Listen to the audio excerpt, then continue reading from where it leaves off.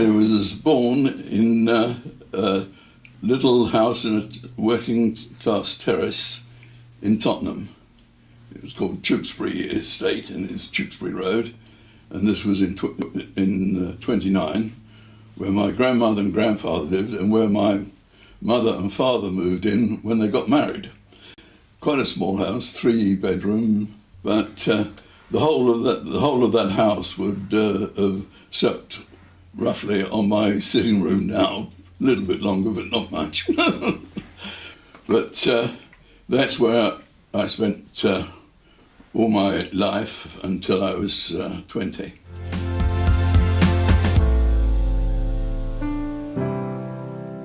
At the, I think it's 1950 or 51, something like that, she was Attlee's main speaker in his constituency, because he was travelling the country. And on the other side, where my grandmother got her new partner, my grandfather, he was involved with the dock strike of 1912 on the platform there, sharing the platform with Keir Hardie. So there was a strong involvement with the early Labour movement there. My mother was 9 years old, and she was hidden by my grandfather behind the wheels of a big cart down at Billingsgate when the police were charging, on their horseback, were charging the strikers. And when Edith Summerschool fought her first election, and she was an early Labour major power, she was her agent in Tottenham. Yeah, and I went around door by door delivering leaflets. Anne Remington remained active in politics for most of her life, becoming Mayor of Tottenham from 1953 to 1955, and then Mayor of Haringey from 1964 until 1967. She could be seen here with Stan at a mayoral function. And when I was 20, I graduated with a BCom degree, and I got a job in a printing works as a cost accountant. It was when I was 20 that I first met my wife, because my brother had a bad accident playing school rugby. Her and another nurse were given a friend of mine from university and me a little bit of stick because we hadn't danced with them at the nurses' dance at the Christmas. And that was our first conversation. We went out a few times, but that then broke up for a while because my wife was asked by the head of obstetrics to go to Ipswich to set up a unit for premature babies. So she cut off totally from our area. So, but a few years later, she got in touch with us because she wanted to get in touch with that friend who'd been by the side of the bed, funnily enough. And we said, why don't you come down and pay us a visit, and then you can stay with us and meet your friend because she still lives in this area. And so she came down, and it was during that week, surprise, surprise, we decided to get married.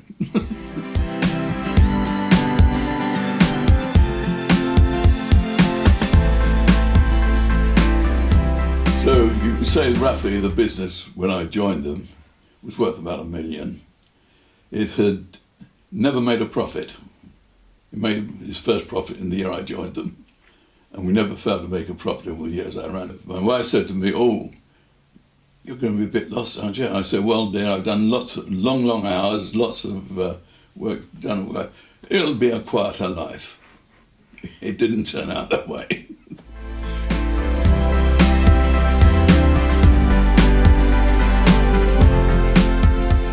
So what was the first book that Wilbur Smith had published through BCA? Can't remember. I think it's something Where Lions... When the Lion Feeds. Where the Lions Feed. What was he like as a person? Oh, very nice, very charming person. And his wife was very, very nice too. Danielle. Danielle. Yeah. And also Catherine Cookson was one of Well, Catherine Cookson wasn't fit because she had a very serious blood problem to travel down to London, or so she claimed. So we went up and ran one of these lunches in her local pub. And later, I hosted her 80th birthday party in a marquee in her garden. No, in the garden of the pub. So, I knew her extremely well, and I've got handwritten letters from her which show that how good our relationship was. And how was she as a person? Very self-effacing, was she? No, she was very strong. Mm-hmm. Her husband was very self-effacing, but I think a lot of her success was due to him. He's been a headmaster, and I think he helped her a lot, probably on details of the words and that. But of course, I'm not suggesting anyway, though, the books were hers, and they were a wonderful presentation of that part of the country. Well, Laurie Lee was a very, very close friend. The first time he came, we were doing a book by, oh God, what's the name of the man? James Herriot. James Herriot was the author. When they saw one another, they'd never met before, they come and grab one another when they knew who it was. They was both so thrilled to have met this other author who they absolutely thought was out of sight important.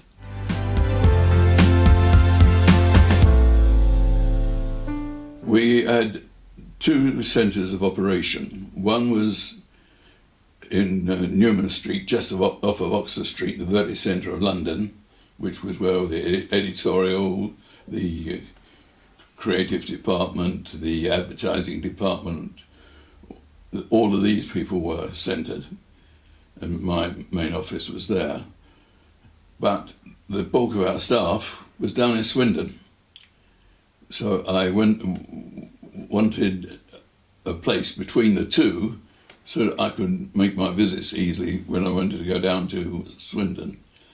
And so I went to a place by this way, London, by the river, where the estate agents said, oh yes, you've not in fact anything, but if you come in, we've always got things. And they said, oh no, sorry, you've seen all these? Oh yes. So I said to Pockets, let's just go down to Pangbourne by the river and have a nice lunch.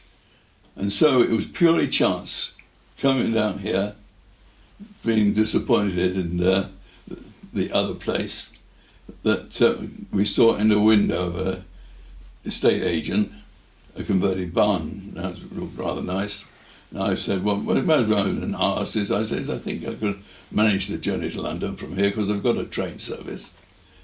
And the people said, sorry, that's gone. But we have got a place in Whitchurch, which has just been reduced in price because it's been on the market for 6 months. But I said, I can't resist looking at a place called the Walled Garden House. No, that was in 1980, so that's now, 38 years ago. The most historic part of this place is the pond. Because the pond is reputed, and I've got it in one of the histories of the village, to be an Anglo-Saxon defence ditch around the church. So it goes back over 1,000 years, that pond. And it says it's the only visible part of it now. But it still exists because the water still comes in on a little subsection of the Thames and then runs underground all the way down the church road into there at one end, out the other end, and then down Eastfield Lane and out further down. So you've got the kind of circuit around the what would have been around the church area. So now whether it was for the church or whether it was a general little defence ditch where villagers could go and hide if they were having unwelcome visitors, I'm not sure. But anyway, it seems pretty certain it goes back all that time.